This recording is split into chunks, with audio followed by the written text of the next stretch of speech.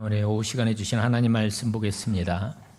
고린도전서 15장 1절로 11절 말씀 보겠습니다.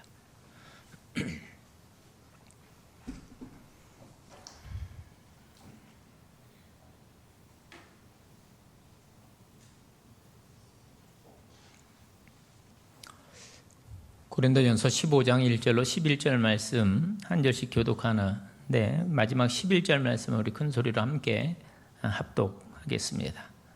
1절로 11절 말씀 함께 교독하겠습니다.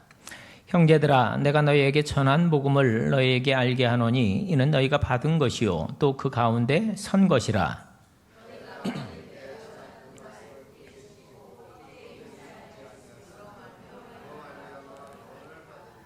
내가 받은 것을 먼저 너희에게 전하였노니 이는 성경대로 그리스도께서 우리 죄를 위하여 죽으시고 게바에게 보이시고 후에 12 제자에게와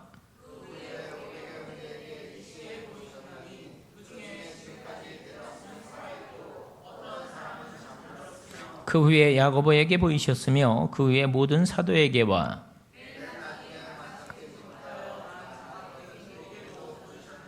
나는 사도 중에 가장 작은 자라. 나는 하나님의 교회를 박해하였으므로 사도라 칭함받기를 감당하지 못할 자니라.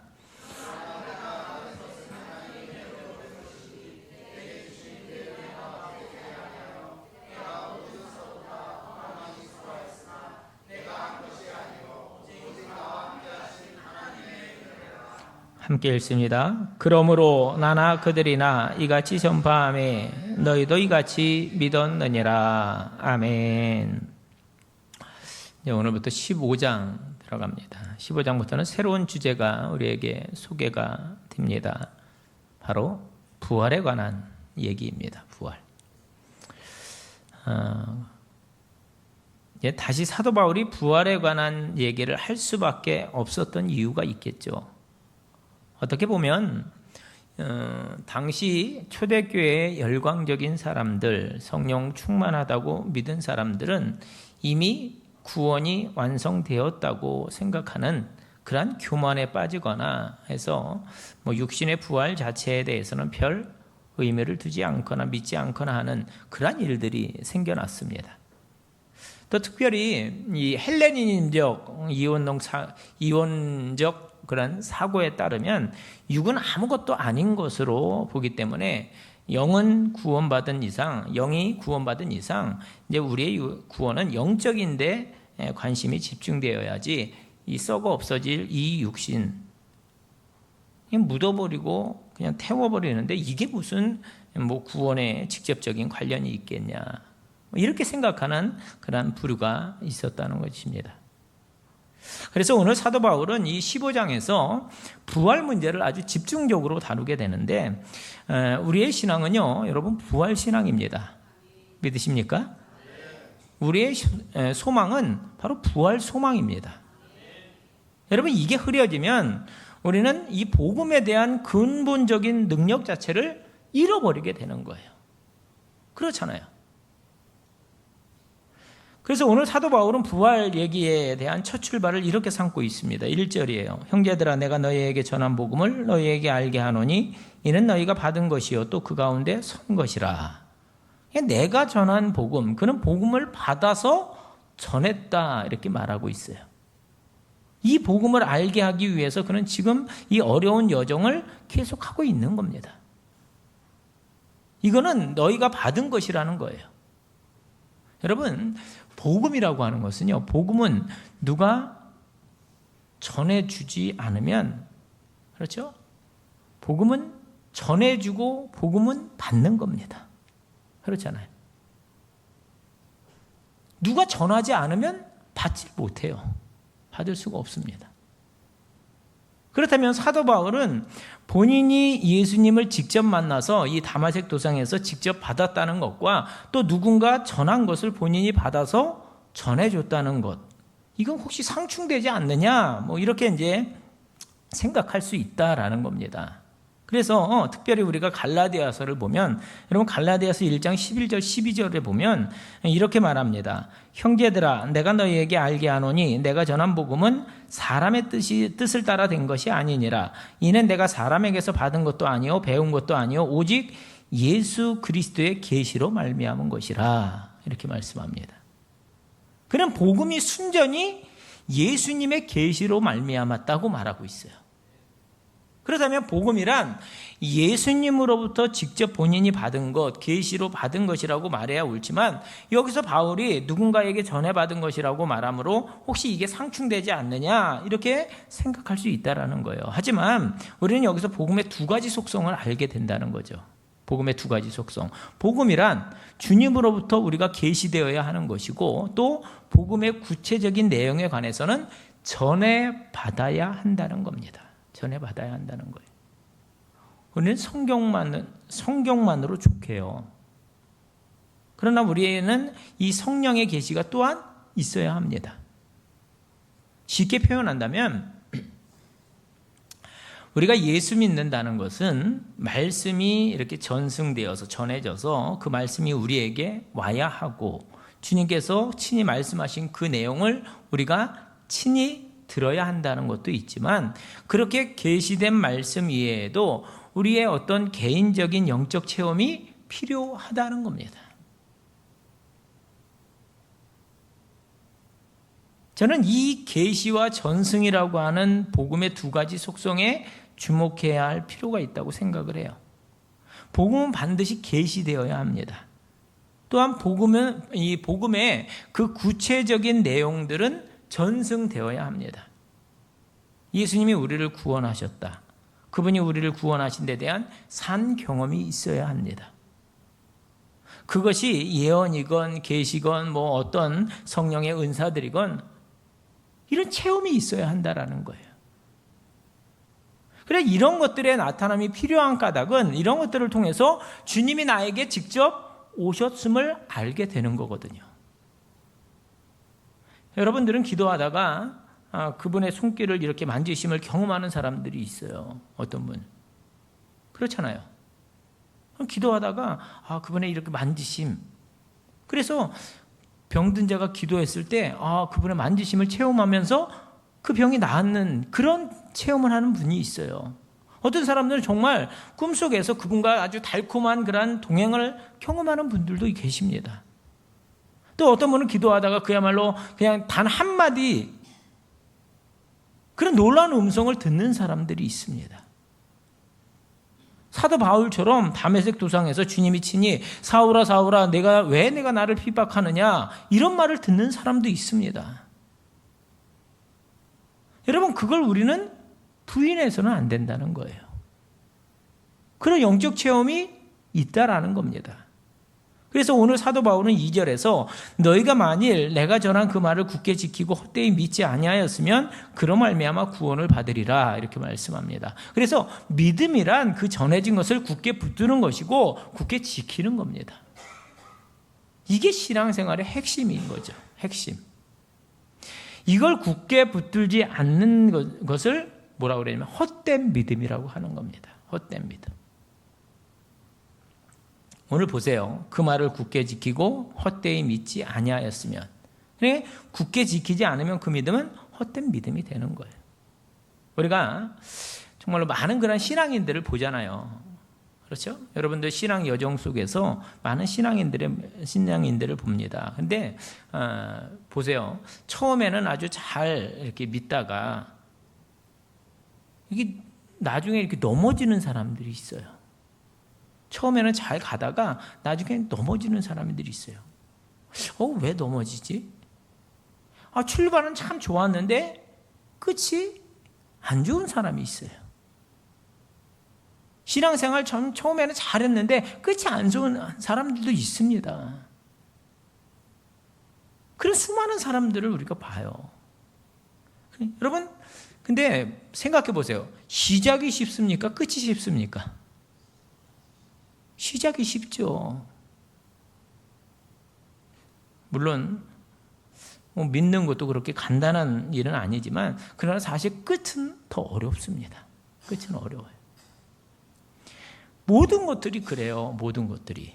여러분 등산 처음 시작하는 게 뭐가 어려워요? 처음에는 팔팔하잖아요. 처음에 시작할 때는. 근데 정상에 두 발을 딛고 서는 것은 아무나 하는 게 아니잖아요. 그렇지 않습니까?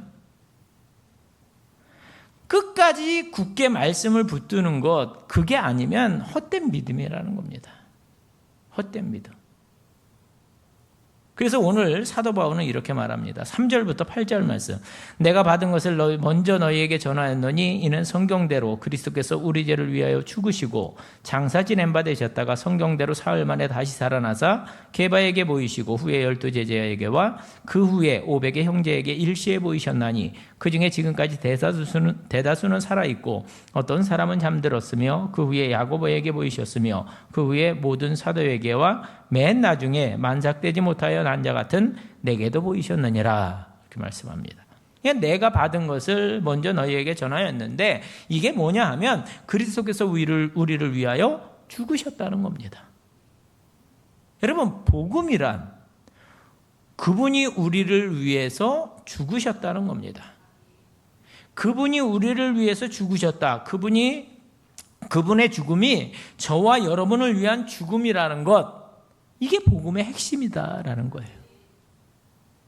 그분이 우리 죄 때문에 죽으셨다. 우리 죄 사함을 위해 죽으셨다. 이게 복음입니다. 이게 복음. 그리고 장사 지낸 바 되었다. 기절한 것도 아니고 죽은 척한 것도 아니고 확실히 죽으셨다라는 거죠.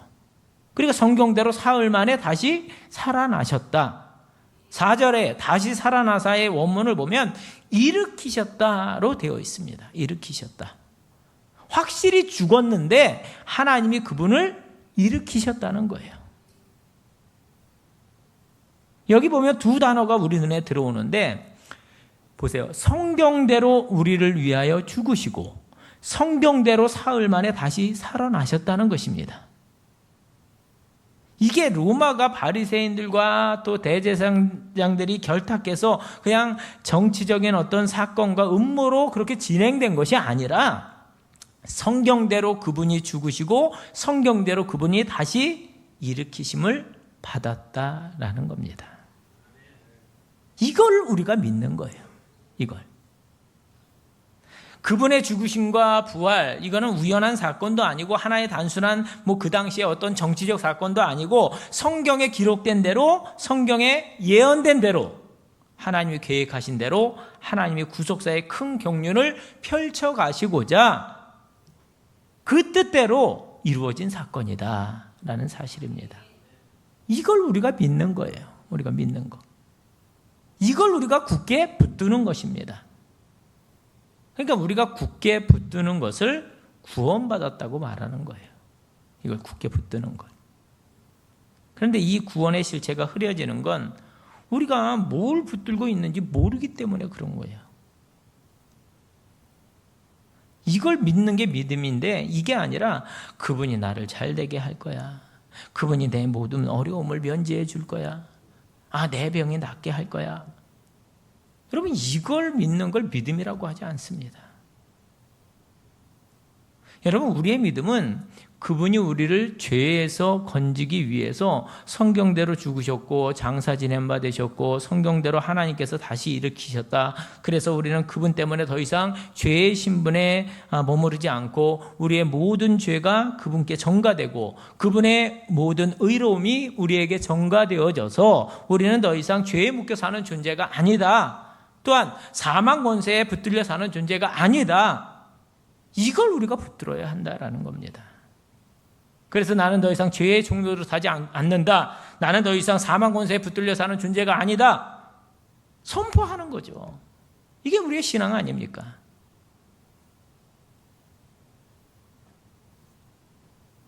여러분 우리는 날마다 죽음을 기억해야 합니다. 우리가 죽었던 신분에서 되살아난 거잖아요. 그렇지 않습니까? 영원히 죽을 수밖에 없는 죄인이었는데 우리가 다시 살게 된 겁니다. 왜? 주님께서 우리의 죄를 대신해서 죽으셨기 때문에. 우리가 죽음을 이겼다는 이것이 우리의 신앙의 핵심이 되어야 한다는 거예요. 보통 사람들은 내가 죽는다는 생각을 잘 안 합니다. 그런데 우리가 아는 성경적인 죽음은 뭐예요? 하나님과의 관계가 끊어진 거, 이게 죽음이잖아요.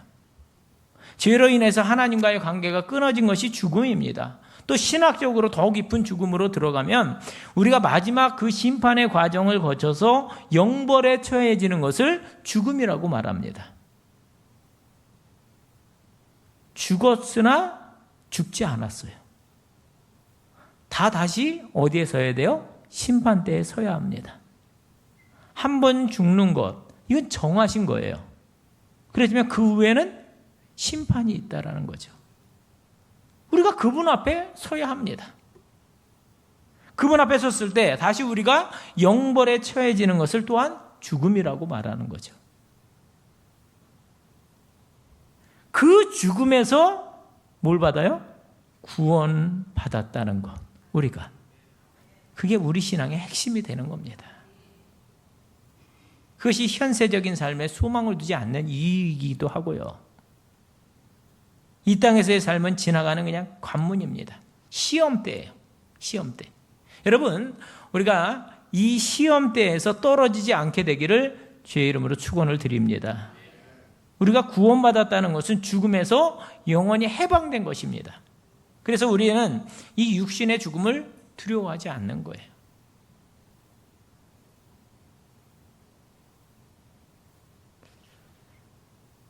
두려워하지 않아야 되는데 두려우십니까? 그때 가봐야 알겠어요?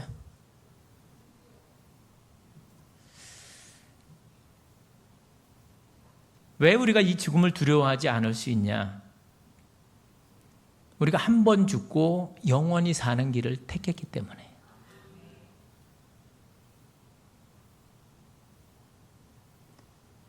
우리에게는 어떤 고난이 오더라도 이길 수 있는 거예요.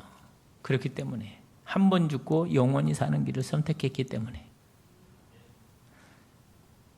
여러분, 이 세상 보세요. 죽음이 두려워서 다 난리잖아요. 안 죽겠다고 다들 난리예요. 살겠다고 다 발버둥 치는 거잖아요.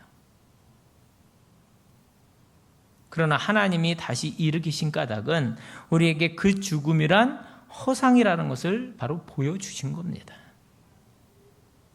그래서 그걸 누가 봤습니까? 게바에게 보이시고 12제자에게 보이시고 500의 형제에게 일시에 보이시고 그 중에 대다수는 지금까지 살았고 어떤 사람은 잠들었고 그 후에 야고보와 아마 이 야고보는 예수님의 동생이겠죠. 그 후에 모든 사도에게와 맨 나중에 만삭되지 못하여 난 자 같은 나에게도 보이셨다. 여러분, 부활하신 주님을 만났기 때문에 사도들이 다 순교할 수 있었던 겁니다. 부활인지 이게 부활이 사실인지 아닌지를 검증하는 그런 책들이 많이 나와 있는데 그중에 이 시카고 트리벤지의 기자였던 리스트 로벨이 쓴 예수는 역사다라는 책이 있어요. 예수는 역사다. 원래 제목이 케이스 포 지저스 그래가지고 예수 사건이라는 그런 제목인데 제목을 이제 예수는 역사다 이렇게 해서 번역해서 나온 책이 있습니다. 그 책은 그가 부활이 사실인가를 검증한 거예요. 검증한 겁니다. 그런데 그가 이른 결론이 뭐냐? 그가 이른 결론, 사람은 거짓을 위해서 안 죽는다는 거예요.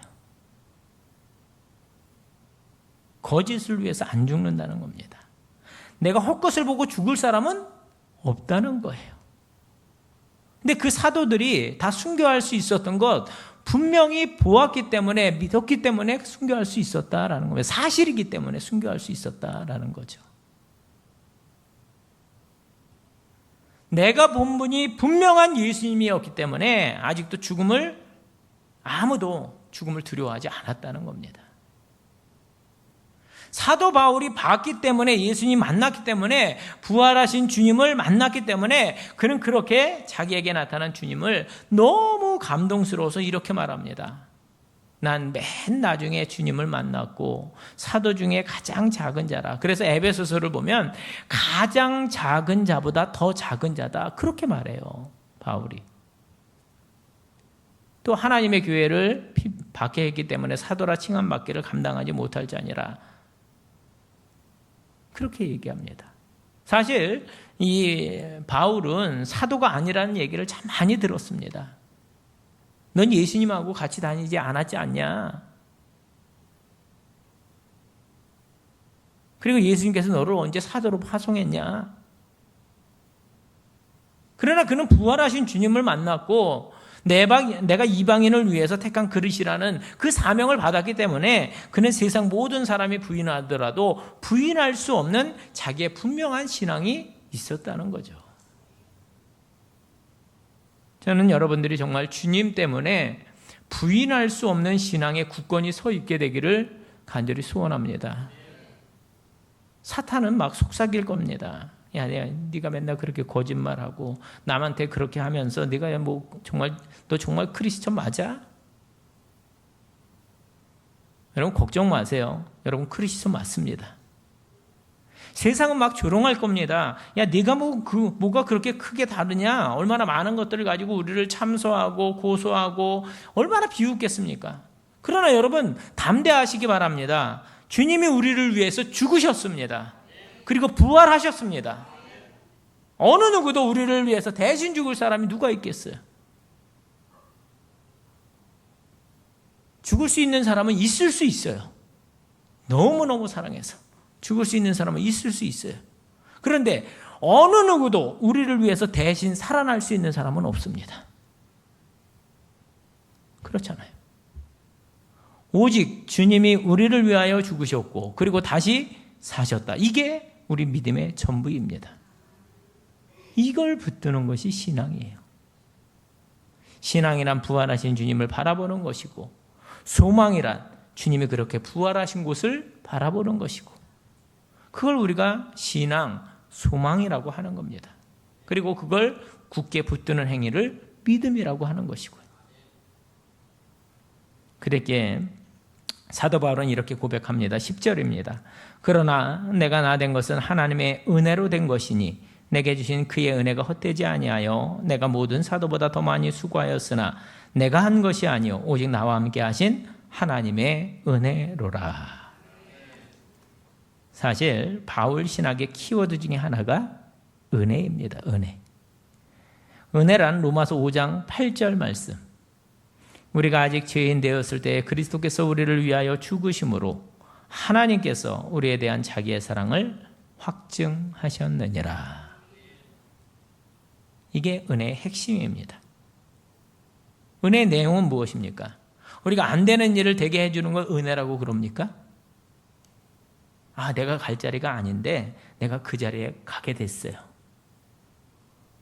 물론 은혜라는 표현을 쓸 수 있습니다. 은혜라는 표현을 쓸 수 있죠.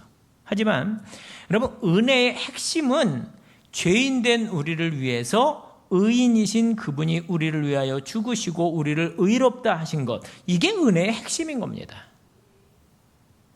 이 은혜가 내게 와야 하는 것이고 이 은혜가 깨달아져야 하는 겁니다.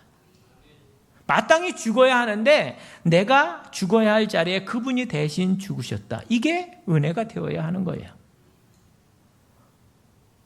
뭘 했는데 대박이 났어요. 와, 대박이 나서 은혜로다.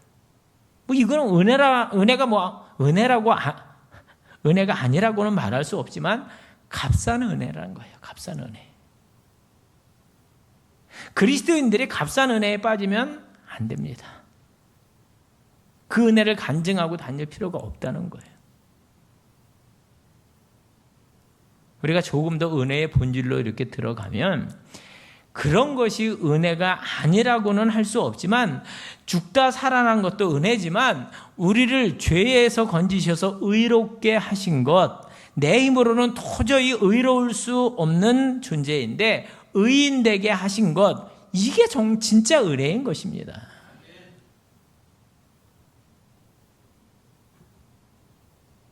그래서 사도 바울은 나의 나된 것은 오직 하나님의 은혜인데 내가 어떻게 교만하겠느냐, 그 얘기하는 거예요. 그러니까 자신을 작다고 표현하는 거죠. 난 이런 은혜를 받았는데, 나는 의로워졌는데, 야, 넌 아직까지도 죄인이니까 내가 너를 경멸할 수밖에 없다. 너는 왜 아직도 그러고 있냐?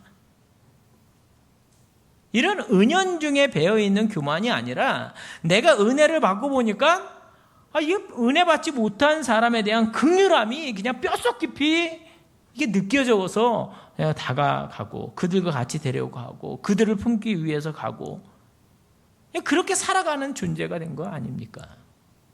그래서 여러분 11절이에요. 11절. 그러므로 나나 그들이나 이같이 전파하며 너희도 이같이 믿었느니라. 이렇게 은혜를 주님께서 끼치신 것처럼 그렇게 우리도 그들에게 은혜를 끼치러 가는 거예요. 그렇게 전하러 가는 겁니다. 여러분, 선교사들이 왜 그 먼 곳까지 가겠어요?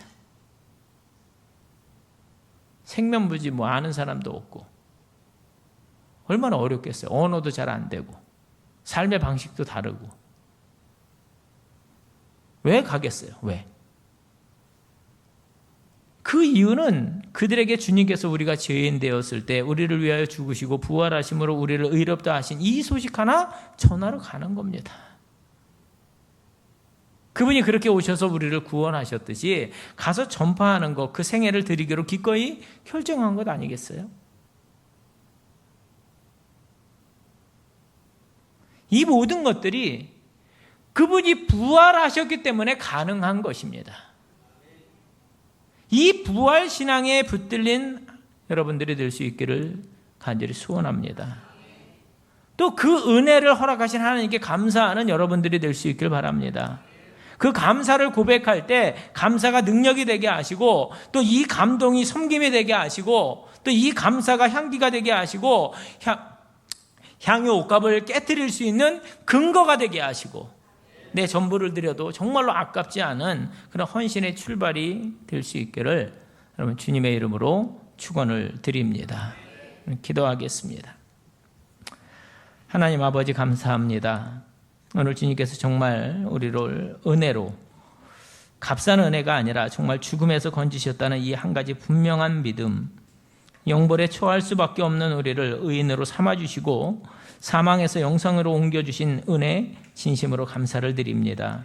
이 은혜에 붙들린 삶이 되게 하여 주시옵소서. 우리는 한 번 죽고 영원히 사는 존재입니다.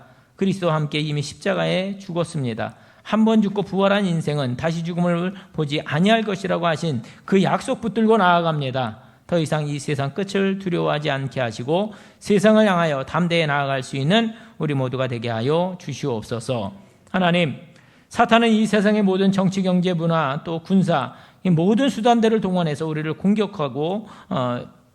공격하지만 주님 정말 주 안에서 담대하게 맞설 수 있는 우리 모두가 되게 하여 주시옵소서. 하나님 아버지, 죽음에 붙들려 살아가는 세상 가운데 주님께서 우리를 죽음에서 건지셔서 영생으로 이미 옮기셨으니 이기신 주님과 함께 늘 승리하며 동행하며 승리하는 저희들 되게 하여 주시옵소서. 주 안에서 철갑을 두르듯 성령의 두르심, 성령의 보호하심, 성령의 인치심을 굳게 붙들고 살아가는 우리 모두가 되게 하여 주시옵소서.